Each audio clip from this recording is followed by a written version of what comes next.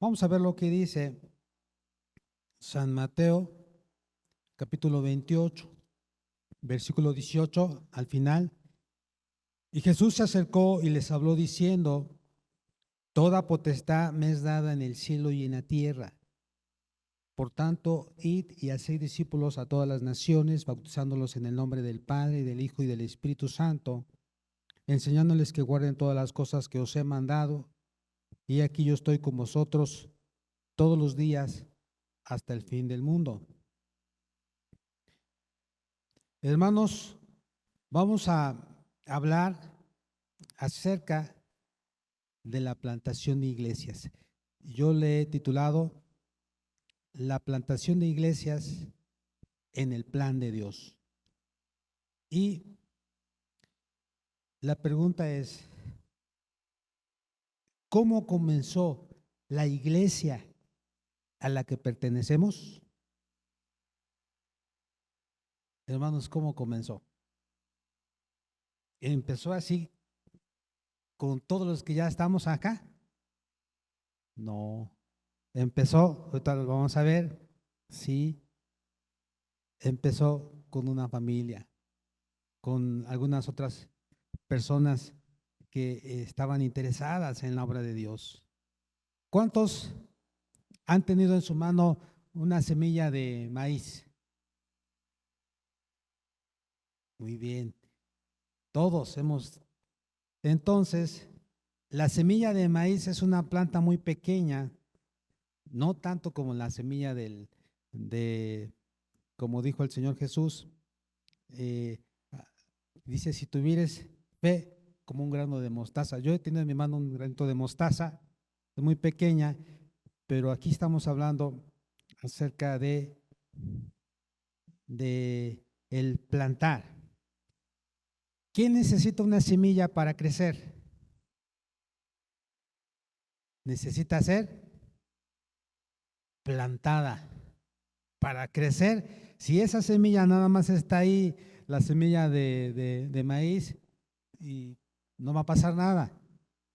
Para que esa semilla pueda crecer, necesitamos plantarla en la tierra y regarla.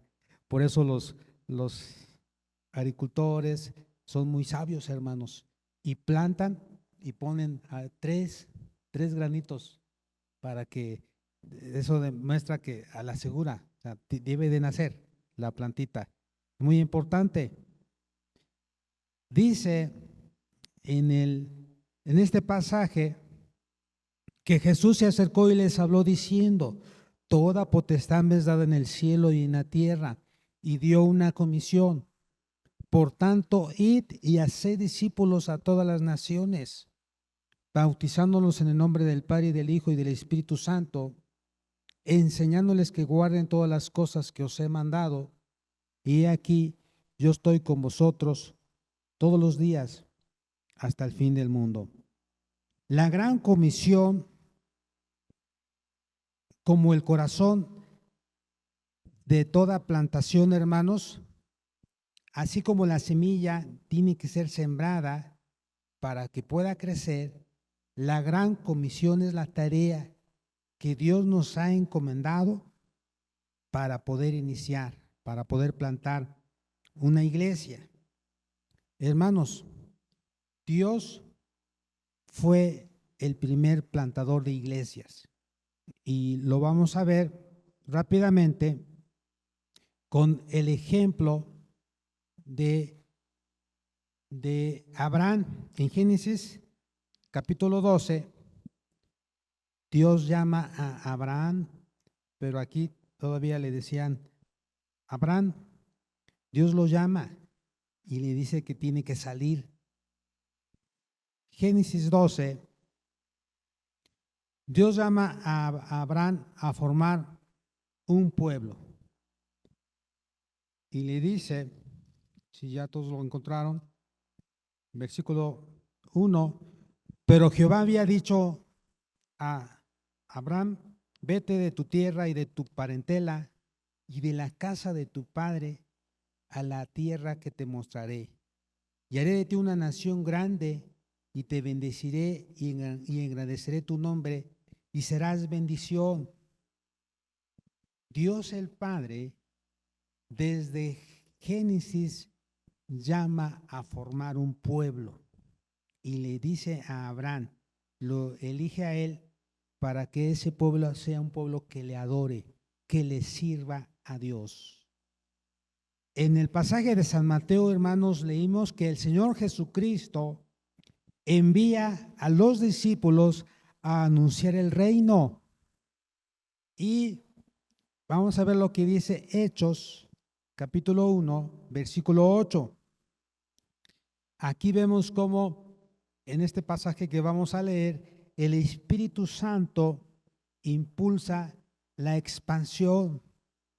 Pero recibiréis poder cuando haya venido sobre vosotros el Espíritu Santo, y me seréis testigos en Jerusalén, en toda Judea, en Samaria y hasta el último de la tierra. Si lo aplicamos a nuestros días, pero recibiréis poder cuando haya venido sobre vosotros el Espíritu Santo, y me seréis testigos allí en tu comunidad, en tu población. Estamos en Nochistlán, en Oaxaca, en México y hasta el fin del mundo. Pero también, hermanos, lo vemos cómo los discípulos obedecieron y se estableció la iglesia ahí en Jerusalén y después en otros lugares. Vamos a ver ahí mismo en el libro de los Hechos, capítulo 2, versículo 41. Así que los que recibieron su palabra fueron bautizados y se añadieron aquel día como 3,000 personas y perseveraban en la doctrina de los apóstoles, en la comunión unos con otros, en el partimiento del pan y en las oraciones. Y sobrevino temor a toda persona y muchas maravillas y señales eran hechas por los apóstoles. Todos los que habían creído estaban juntos y tenían en común todas las cosas y vendían sus propiedades y sus bienes y lo repartían a todos según la necesidad de cada uno, y perseverando unánimes cada día en el templo y partiendo el pan en las casas, comían juntos con alegría y sencillez de corazón, alabando a Dios y teniendo favor con todo el pueblo, y el Señor añadía cada día a la iglesia los que habían de ser salvos. Pero ¿qué tenían que hacer? Ellos tenían que estar orando, tenían que tener reuniones evangelísticas donde hablaban de Cristo, y incluso había coinonía. También en el capítulo 13 de ahí del libro de los Hechos, de esta carta, Hechos 13, versículo 1-3, del 1 al 3. Había entonces en la iglesia que estaba en Antioquía profetas y maestros: Bernabé, Simón el que se llamaba Níger, Lucio de Cirene, Manaén, el que se había criado junto con Herodes el tetrarca, y Saulo. Ministrando estos al Señor y ayunando, dijo el Espíritu Santo: apartarme a Bernabé y a Saulo para la obra a que los he llamado. Entonces, habiendo ayunado y orado, les impusieron las manos y los despidieron. Hermanos, en el pasaje anterior vemos cómo la iglesia crecía y se multiplicaba en Jerusalén, y cada día el Señor añadía a los que iban a ser salvos. Esa es la oración que debemos de decirle siempre: Señor, añade cada día a los que van a ser salvos, que asistan a las reuniones. Pero aquí vemos cómo ya se están extendiendo a otras partes, y vemos cómo ya había la necesidad de ir ¿a qué lugar? ¿A dónde iban a ir? A Antioquía. Iban a estar ahí, ¿sí?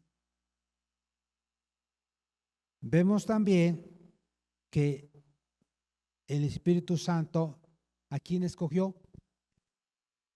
a Bernabé y a Saulo para ir. Vamos a ver lo que dice Tito 1:5.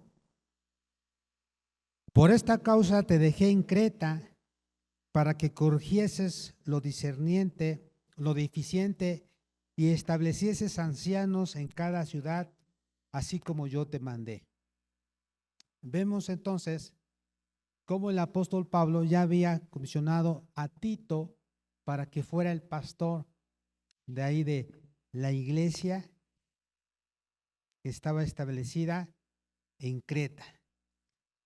Bueno, entonces vemos entonces cómo ya la iglesia va creciendo y se va multiplicando. Hermanos, ¿cuál es la importancia de la teología de la plantación? Primeramente, nuestro mensaje cuando nosotros plantemos una iglesia debe ser cristocéntrico. Debemos de hablar de Dios, del poder de Dios que cambia, que transforma, que da vida. Y en Efesios 1:22, Efesios capítulo 1, versículo 22, dice así la palabra de Dios: y sometió todas las cosas bajo sus pies y lo dio por cabeza sobre todas las cosas a la iglesia.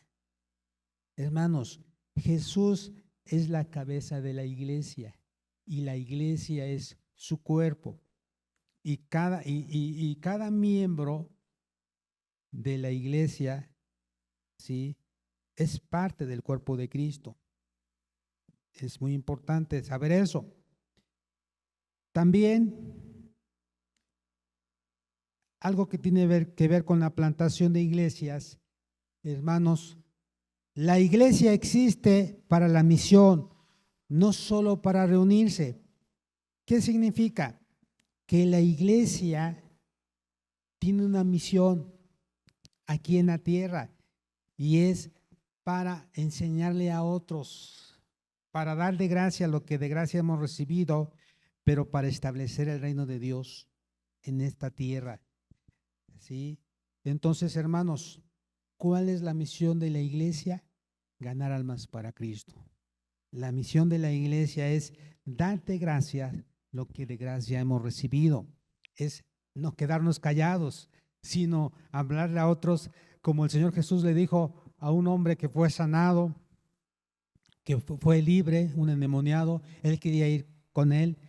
Le dijo: vete a los tuyos y cuéntales cuán grandes cosas el Señor ha hecho contigo y cómo ha tenido misericordia para salvarte. Entonces ese es el propósito de hablarle a los demás, que Cristo salva, Cristo sana, Cristo bautiza y Cristo viene, volverá. También algo que tiene que ver con la iglesia es que la iglesia debe ser reproductiva. Las iglesias saludables multiplican discípulos y comunidades. El Señor Jesús dice: pero recibiréis poder cuando haya venido sobre vosotros el Espíritu Santo y me seréis testigos. Y en San Mateo dice: id, por tanto, id y predicad el Evangelio a todas las naciones. Nos habla de enseñarles, bautizarlos en el nombre del Padre, del Hijo y del Espíritu Santo, enseñándoles que guarden todas las cosas que os he mandado.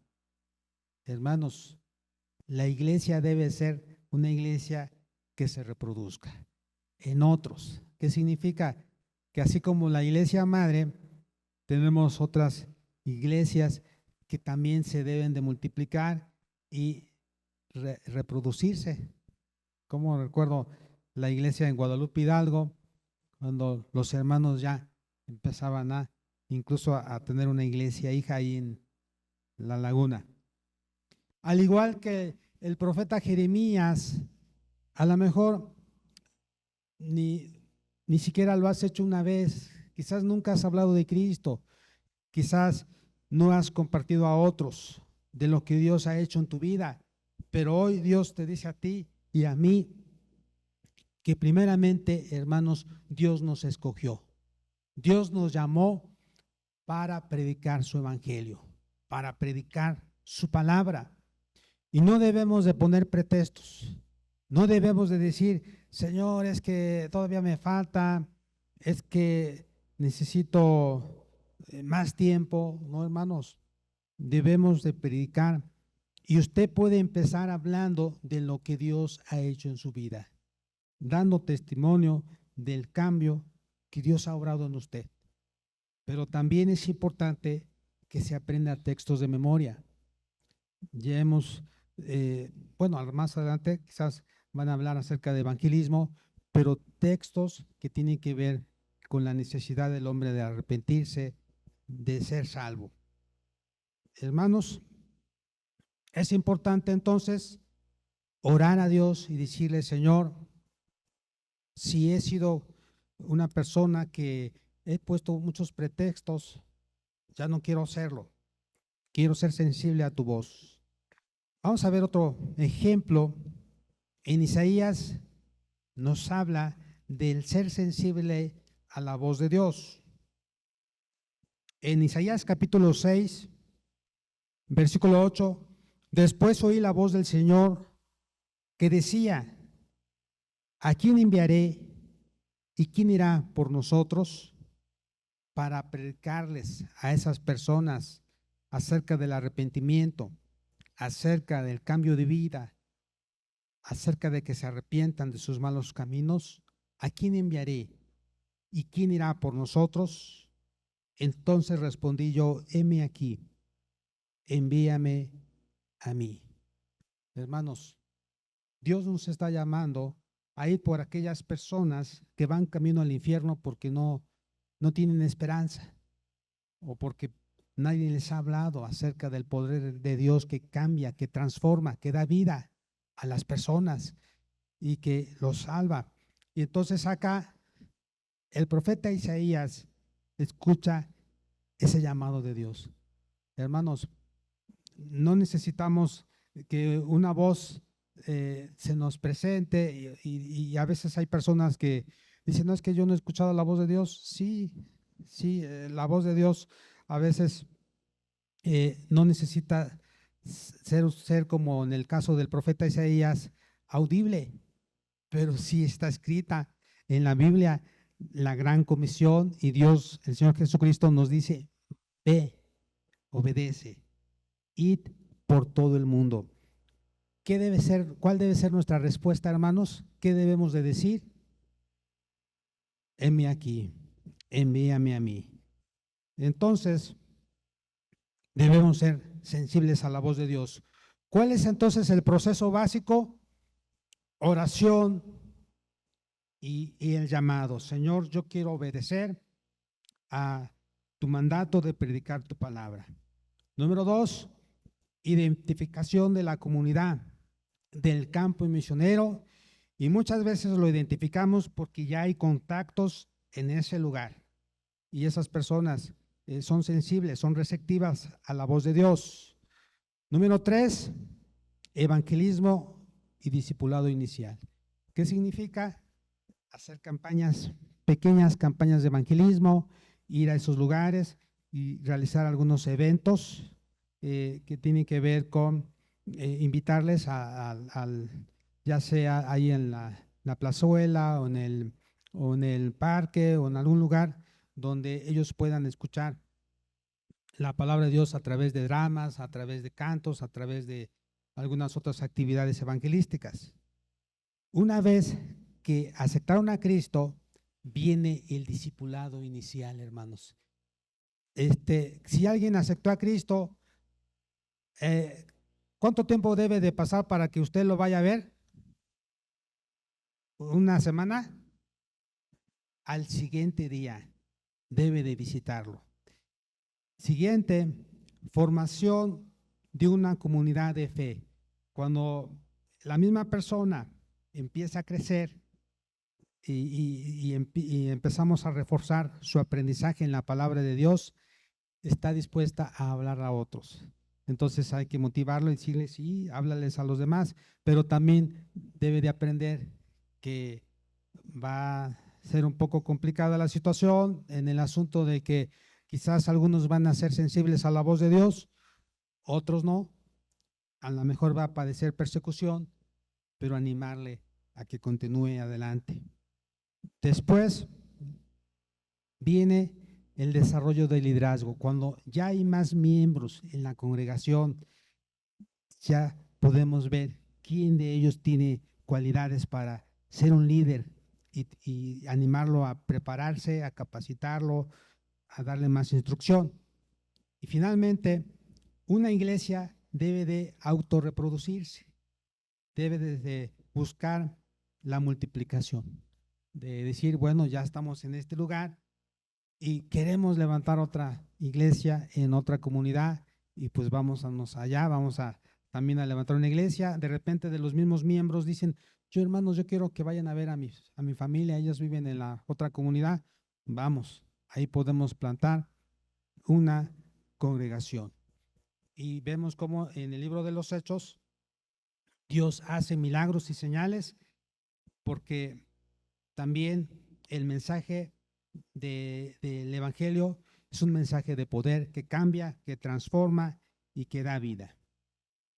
Vamos a ponernos de pie, hermanos, y vamos a decirle a Dios que queremos ser obedientes para plantar iglesias.